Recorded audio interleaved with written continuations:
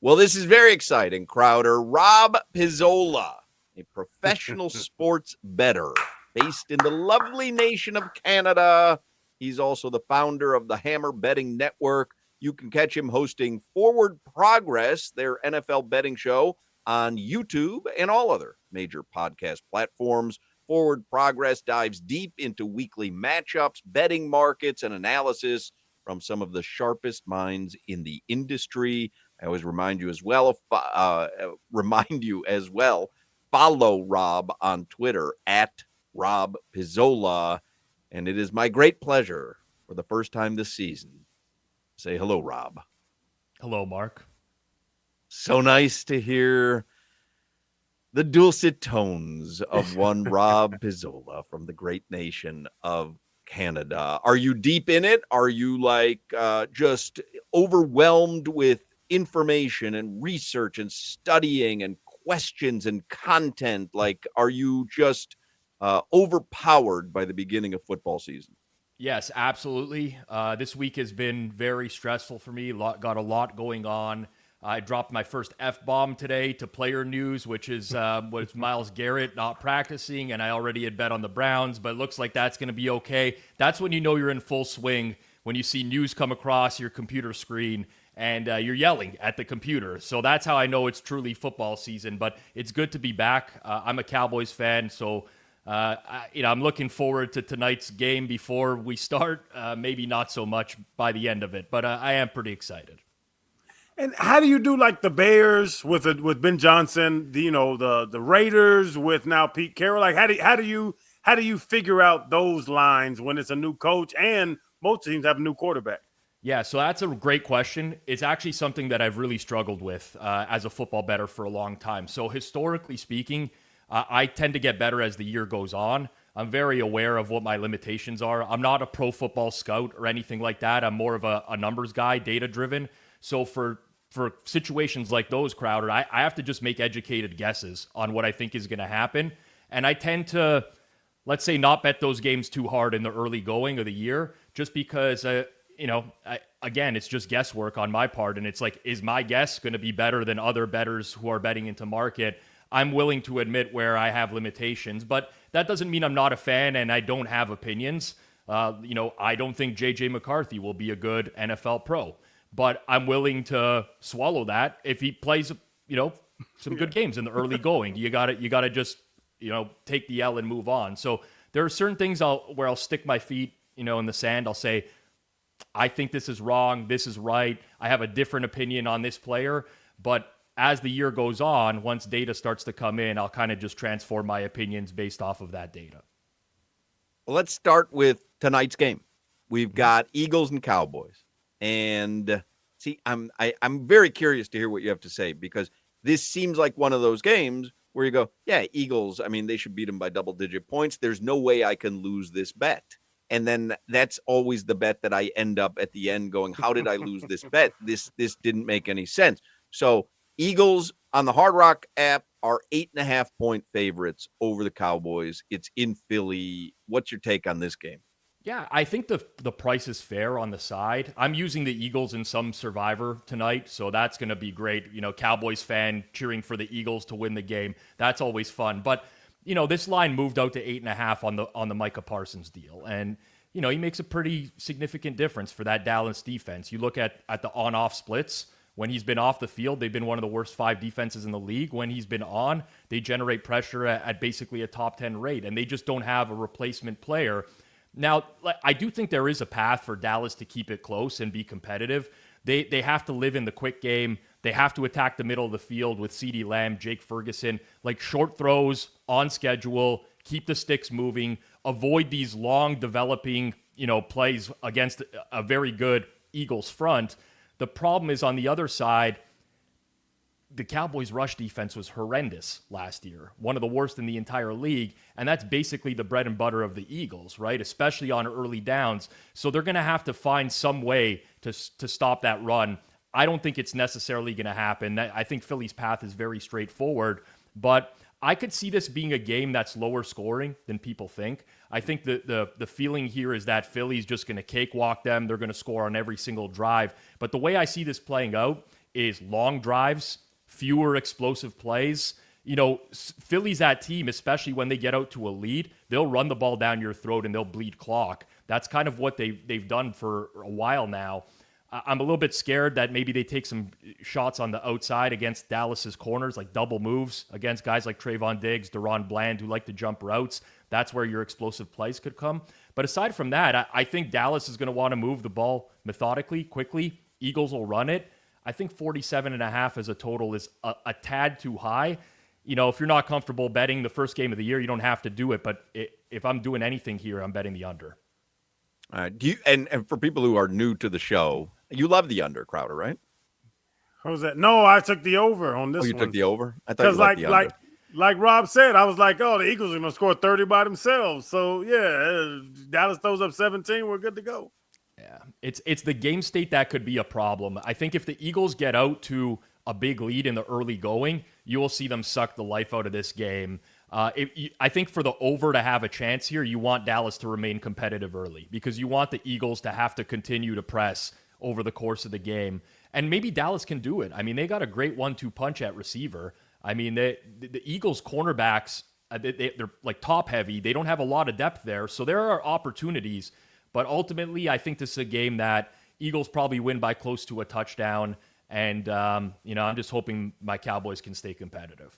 Rob, I was telling Hawk and Crowder yesterday, I'm not as down on the Cowboys as most people. I'm not saying they're on the level of the Eagles, but I think, game one, there tends to be some randomness at times with these games just because it's the first game. And I understand everybody's right now down on the Cowboys because they traded Micah for good reason, but I'm not as down on this team. I don't think they're a 7-10 football team like they were a year ago. I think they can be a playoff team. Again, not the Eagles, but they're probably the second best team in that. All right, maybe not the second, but the third best team in that division. Yeah. I think one thing that the casual fan doesn't realize is that offense is more sticky than defense. So what I mean by that is from year to year, if you plot all of the teams from last year that were good offensively or historically have been, so the Cowboys have been very good offensively when Dak is their quarterback, that tends to replicate itself year after year after year. You tend to see more consistency from good offenses, whereas defense is more random. A team that was the best defense in the league a year ago, I mean, there's significant drop-offs. We saw that with the Jets last year as an example. 2 years ago, the Jets defense was lights out. Last year, they were barely above average. So offense is very sticky. I think if the Cowboys can have a top 5 offensive unit this year, and that's not without question, that they could easily compete in the NFC. Are they a Super Bowl contender? I don't think so, but they could be better than people think. Rob Pizzola, how about tomorrow night? KC is a 3-point favorite over the Chargers. It's in Brazil. Our friend Arande Gadsden, his son, Arande Gadsden II, is a tight end, first-year tight end for the Chargers, so we're rooting for them. What do you think tomorrow night? Yeah, so I kind of lean KC in this game. I'm very curious to see whether KC gets back to the form of a couple years ago on offense or if this is just going to be the offense going forwards for them. And I think it might be a slog for them out of the gate with Rashee Rice suspended for them. But that injury to Rashawn Slater for the Chargers in preseason is really going to affect them. Like, Joe Alt will be fine moving over to left tackle, but that's going to create an issue for them at right tackle. And that's a tough way to open because Kansas City can create pressure without living on heavy blitzes. And that really shortens Justin Herbert's routes. It compresses the passing game for them a little bit more. I don't love the matchup for the Chargers offense. I know there's some people really leaning into the Chargers in this game because Herbert has actually been, as an underdog in his career, very good. I don't know what the ATS numbers are, but he finds a way to stay in these types of games. But ultimately, KC -3 feels slightly short to me. I mean, I'm closer to 3.5 than I am 3. It's a tough one. Again, this is week 1. I'm very much on a wait-and-see approach for a lot of these games, but I would only bet the Chiefs in this one. Fair enough. And let's... No, I was going to ask, do coaches move your number? With Harbaugh, knowing what he did with the 49ers, and now he's there, supposed to be the Herbert whisperer?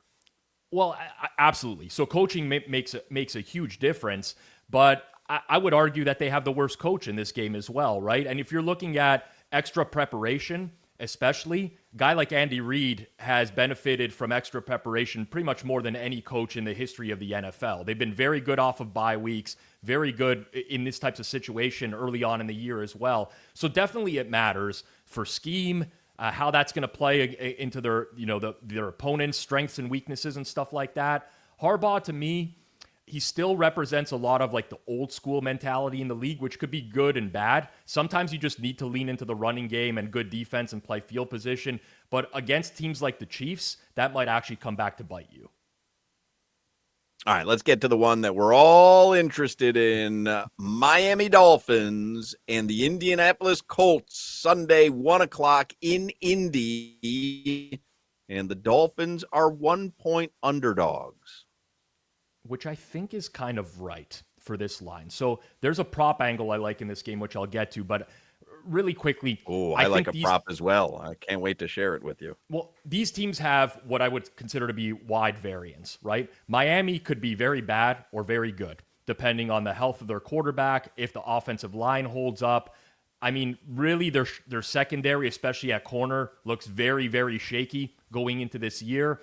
I don't know how much that hurts them against the Colts. Daniel Jones is not like this prolific passer by any stretch of the imagination, but I actually oddly feel like Daniel Jones could have a very good year in a Shane Steichen offense. And the fact that Steichen went to Daniel Jones pretty much to save his job. I mean, I think his job is on the line this year, and he said Daniel Jones gives me a better chance to win than Anthony Richardson. I think tells you a lot about maybe how much he's down on Anthony Richardson, but also possibly how much he believes that Daniel Jones could fit this offense a lot more.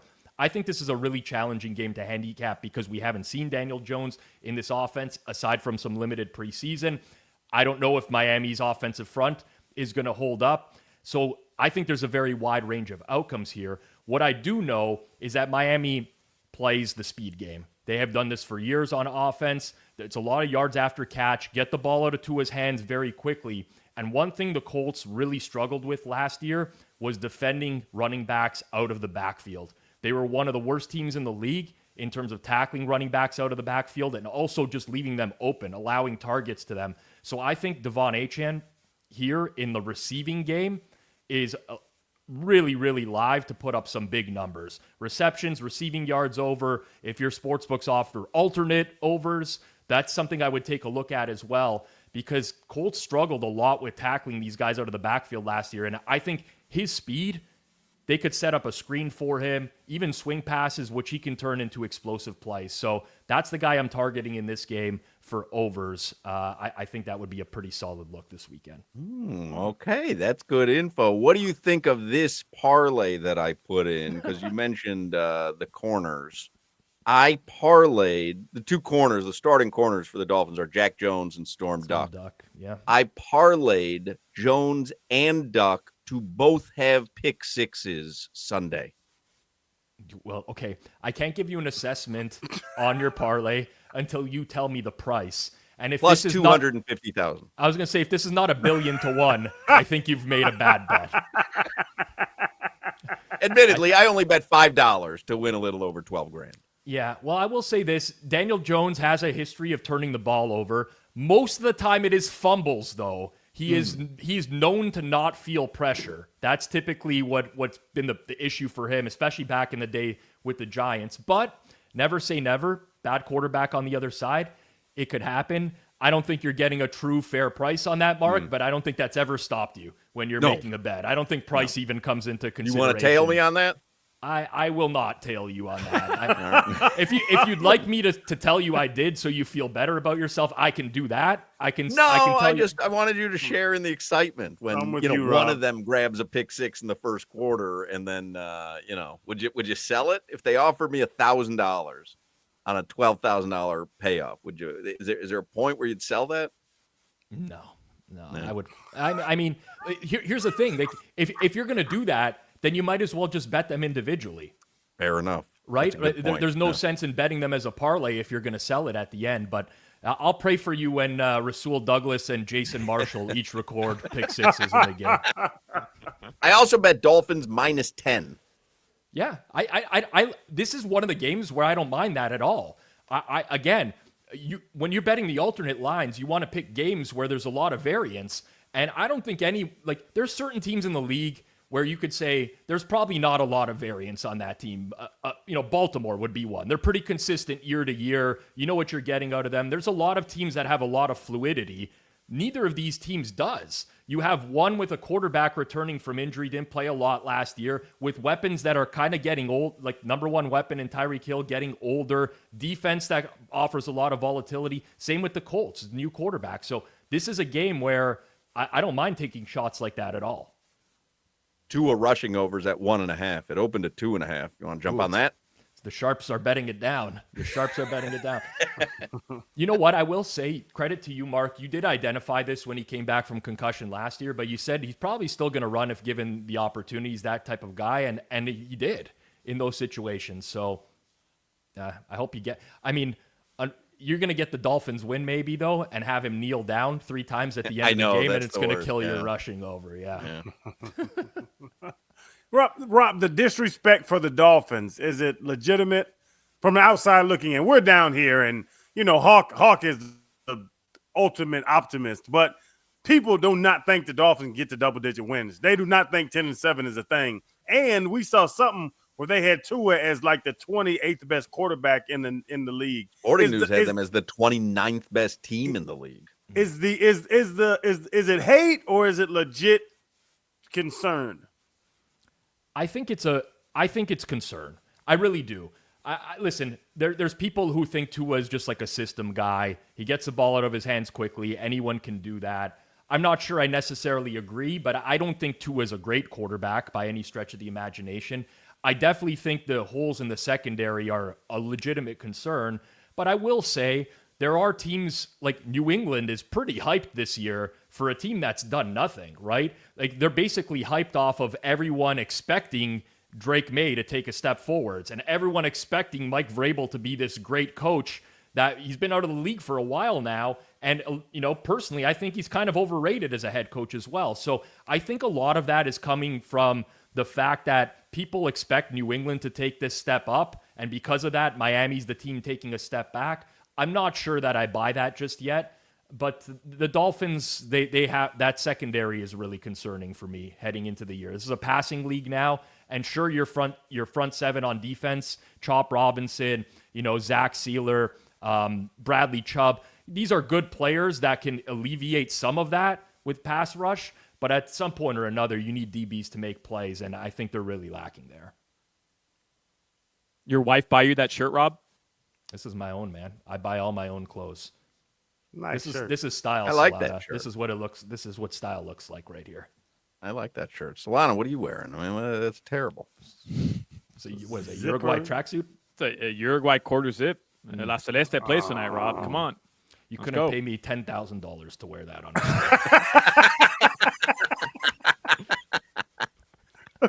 Rob Pizzola, professional sports bettor based in the lovely nation of Canada. He's the founder of the Hammer Betting Network. Catch him hosting Forward Progress, their NFL betting show on YouTube and other major podcast platforms. Forward Progress dives deep into weekly matchups, betting markets, and analysis from some of the sharpest minds in the industry. Follow him on Twitter at Rob Pizzola. He likes the under in tonight's game. He leans KC tomorrow, and he loves the Devon Achane receiving overs for Dolphins Colts on Sunday. We always appreciate your time, Rob. Thank you. All right, guys, enjoy the games this week.